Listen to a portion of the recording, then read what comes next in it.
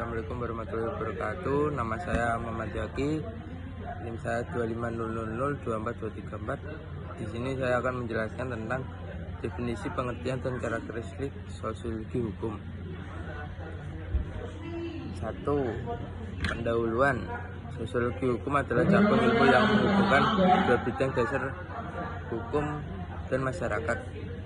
Jika hukum bicara soal aturan dan norma, maka sosiologi hukum bicara soal bagaimana hukum hidup dan berfungsi dalam masyarakat. Sosiologi hukum artinya hukum tidak hanya mempelajari teks undang-undang, tetapi juga meneliti bagaimana masyarakat mematuhi, menolak, dan menafsirkan hukum dalam hidup nyata.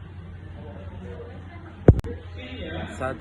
Suharjono Swekanto. Sosiologi hukum adalah ilmu yang menganalisis hubungan timbal balik antara hukum dengan gejala sosial lainnya secara empiris. 2. Satprajo Raharjo. Sosiologi hukum adalah pengetahuan hukum tentang pola perilaku masyarakat dalam konteks sosial. 3. Oja Salman.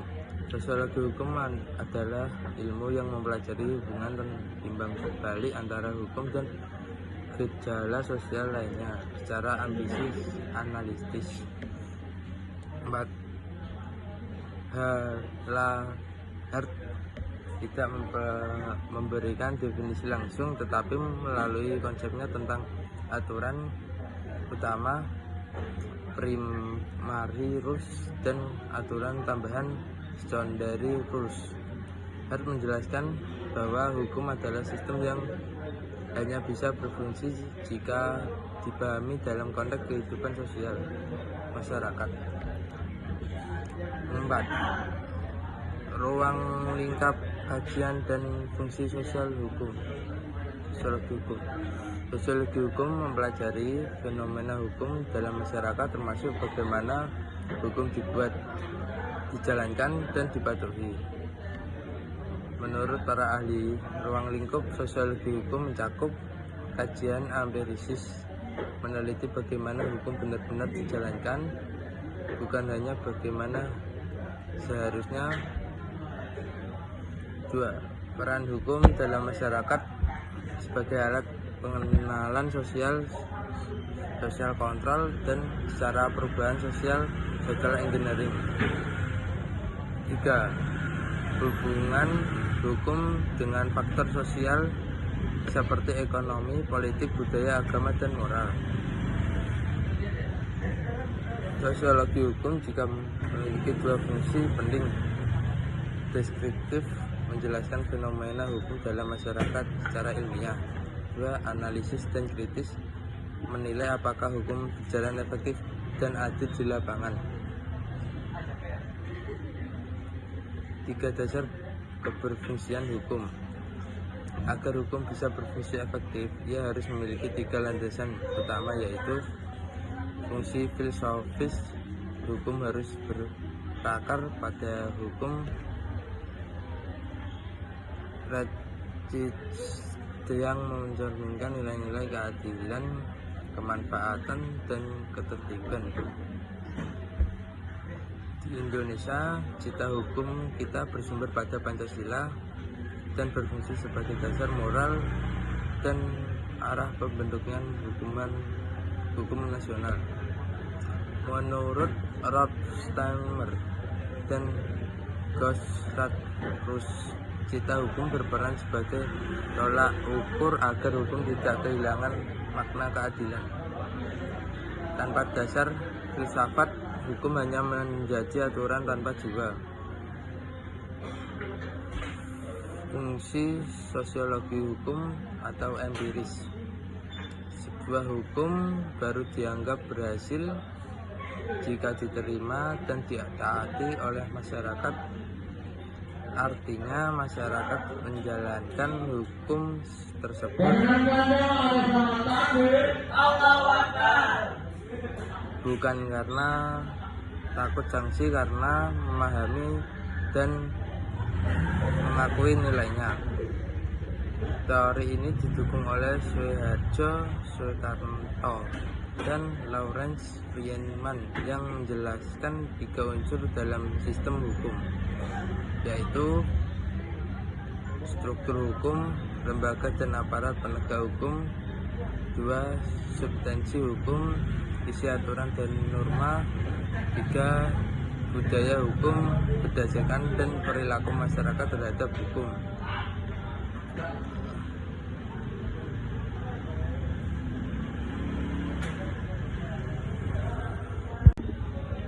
Tanpa budaya hukum yang baik, hukum akan mati dan tidak berdaya.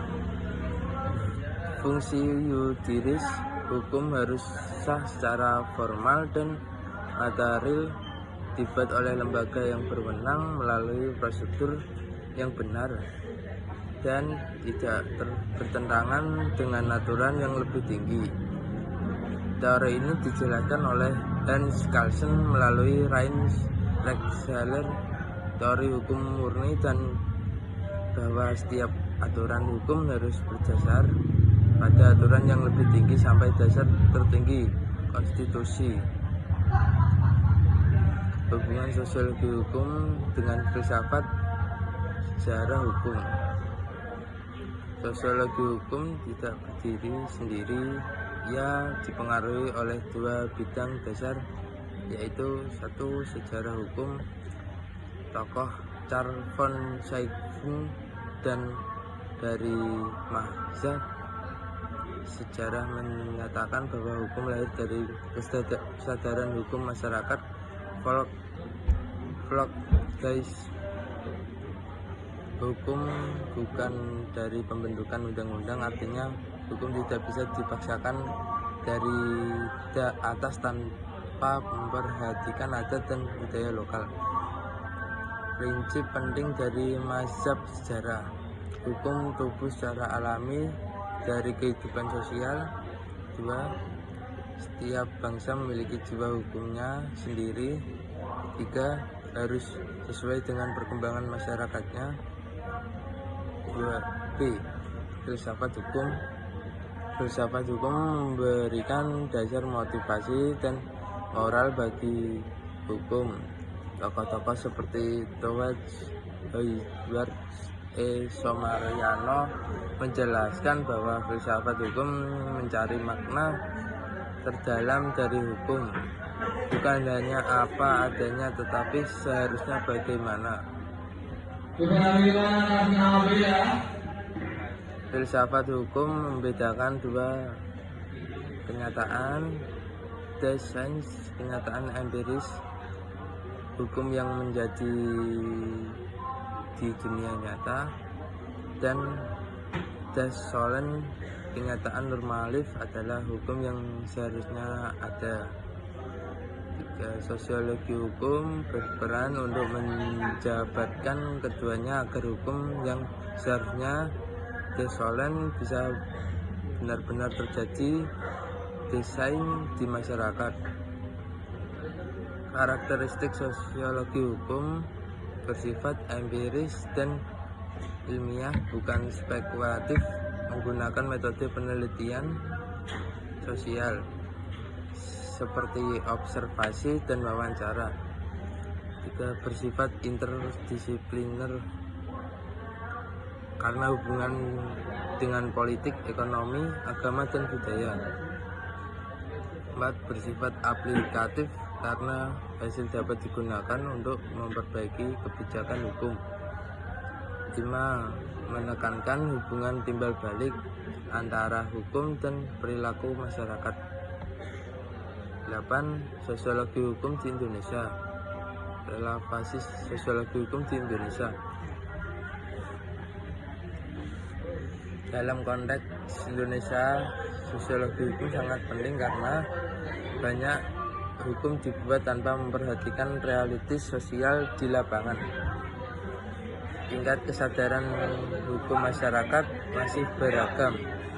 3. Budaya hukum sering dipengaruhi oleh kekuasaan politik dan kepentingan kelompok.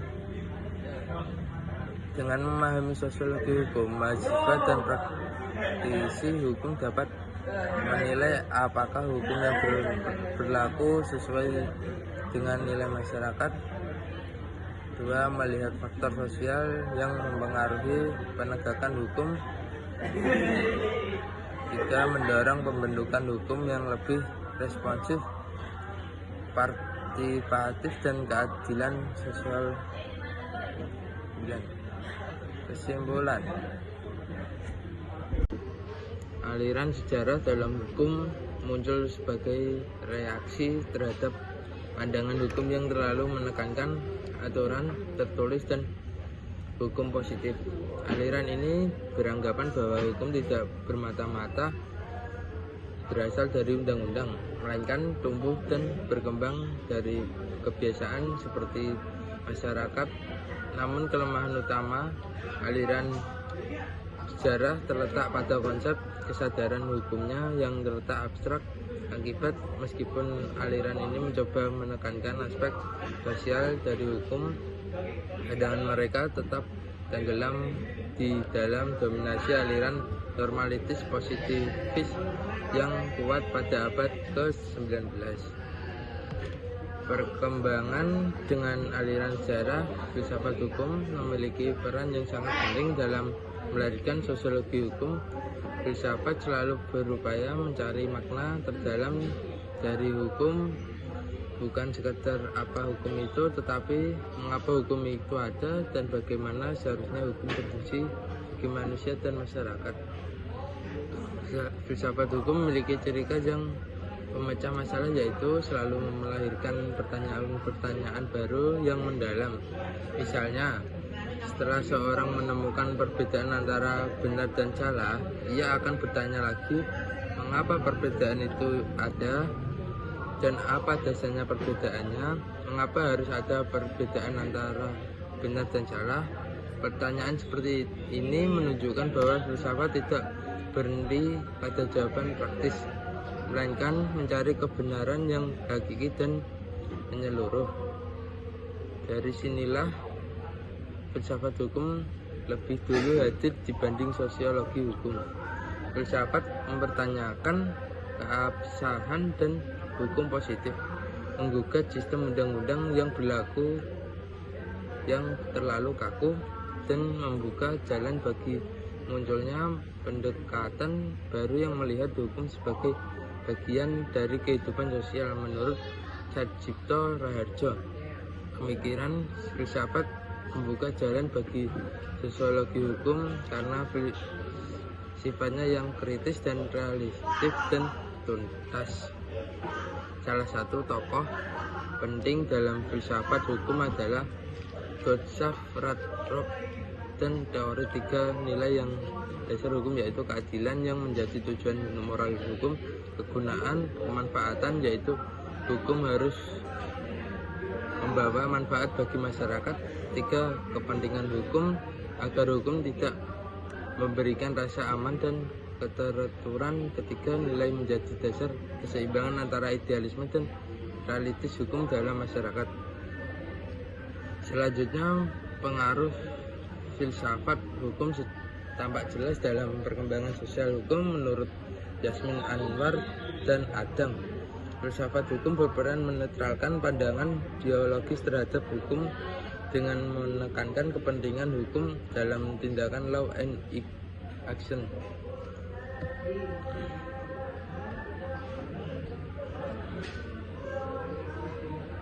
Tokoh-tokoh seperti Rospon dan Gojol Cardoso juga memberikan kontribusi besar. Rospon memandang hukum sebagai sarana untuk membina dan menggerakkan masyarakat. Menurutnya, hukum harus dilihat sebagai proses sosial yang hidup, bukan sekedar kumpulan peraturan yang statis. Ia menolak pandangan hukum yang hanya berfokus pada undang-undang, dan karena hukum sebenarnya adalah alat rekayasa social engineering. Cardozo, seorang hakim terkenal di Amerika, terdapat bahwa hakim tidak hanya hasil penegakan hukum secara kaku, tetapi juga dipengaruhi oleh kepentingan sosial dan nilai-nilai yang hidup dalam masyarakat.